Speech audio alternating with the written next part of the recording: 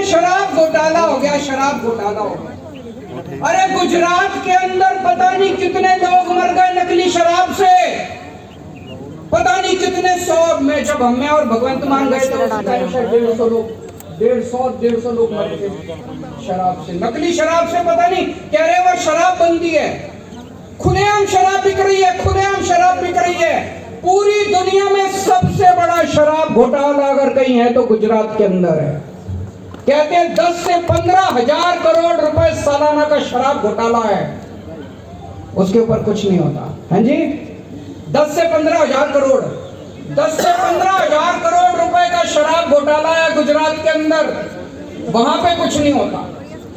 तो वो उनके अपने जब शराब घोटाला करते हैं, उनके अपने जब चोरी करते हैं, भ्रष्टाचार करते हैं, उनके खिलाफ कुछ नहीं होता। अडानी के ऊपर इतने बड़े बड़े आरोप लगे भ्रष्टाचार के, इसके उसके, सरकार ने उसकी हिम्मत नहीं सरकार की एक इंक्वायरी तक नहीं करी।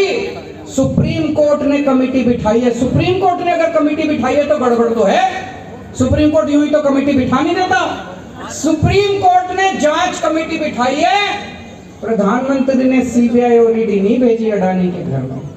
तो मैसेज सारा साफ है पूरे देश को कि मेरे वाले जब जब घोटाला करेंगे उनके खिलाफ कोई एक्शन नहीं होगा। भ्रष्टाचार करना है तो बीजेपी में रह के भ्रष्टाचार करो, इसको भ्रष्टाचार की लड़ाई नहीं कहते।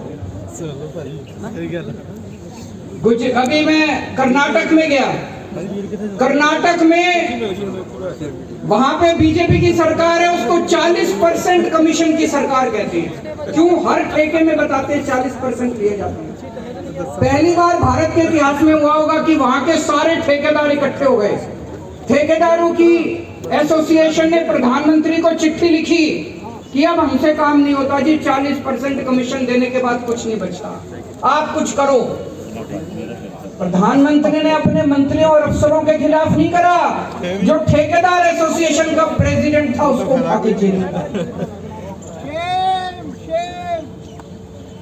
एक व्हाट्सएप आया था, कहते हैं जी सारे देश में चुन चुन के मोदी जी ने भ्रष्टाचारियों को बीजेपी में इकट्ठा कर लिया और प्रधानमंत्री जी अब चोरों के सरदार हैं।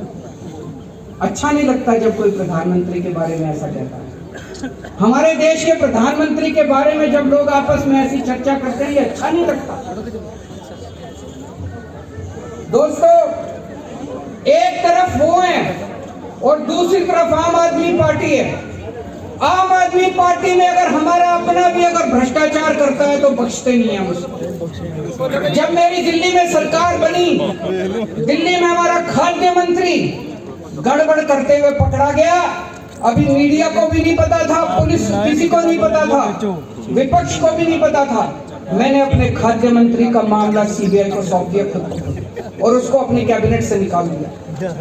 भगवंत मान साहब ने थोड़े दिन पहले इनका सेहत मंत्री, उसके खिलाफ इनको पता चला, उन्होंने अपने आप से सेहत मंत्री को हटा के पुलिस को सौंप दिया। अभी थोड़े दिन पहले एक एमएलए पंजाब के अंदर गड़बड़ करता हुआ पाया गया, अपना खुद का एमएलए इन्होंने पकड़ के उसको पुलिस को सौंप दिया। मोदी जी अगर ईमानदारी सीखनी है तो आप आम आदमी पार्टी से ईमानदारी सीखिए, नहीं तो ये भ्रष्टाचार और ईमानदारी की बातें आपके मुंह से अच्छी नहीं लगती। आज दिल्ली की सरकार को चलाते हुए 8 साल हो गए।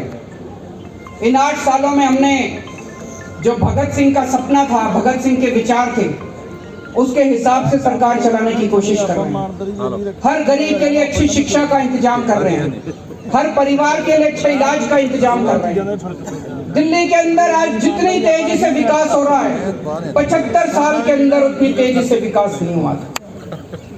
हमारी पढ़े लिखे लोगों की सरकार है, हमारी पढ़े लिखे लोगों की पार्टी है। और जब मैं सरकार चला रहा हूं, मैं मीटिंग लेता हूं अफसरों की, मैं ये देखता हूं कि मुख्यमंत्री को पढ़ा लिखा होना कितना जरूरी है।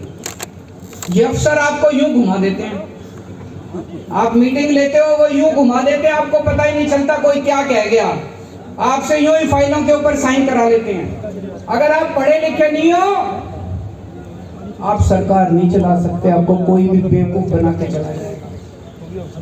2016 नवंबर में नोटबंदी की गई। पूरे देश में एक दिन रात को 8 नवंबर को रात को 8 बजे प्रधानमंत्री जी ने आके कहा कि आज से 500 के और 1000 के नोट लागू नहीं होंगे। पूरे देश के अंदर अफरा तफरी मच गई, लोगों के घर में खाने को नहीं था। लंबी लंबी लाइनों में लोग खड़े हुए, पता नहीं कितने लोग शहीद हो गए लाइनों में खड़े हुए, कितने लोग बेरोजगार हो गए, कितनी दुकानें बंद हो गई, इंडस्ट्री बंद हो गई। पूरा देश 10 साल पीछे चला गया, पूरा देश 10 साल पीछे चला गया। बाद में मैंने पता किया ये नोटबंदी हुई क्यों नहीं, तो पता चला प्रधानमंत्री जी के पास कुछ लोग गए, उन्होंने प्रधानमंत्री जी को बेवकूफ बना दिया। बोले प्रधानमंत्री जी अगर आप नोटबंदी कर दोगे तो भ्रष्टाचार दूर हो जाएगा। मैं आपसे पूछना चाहता हूँ भ्रष्टाचार दूर हुआ?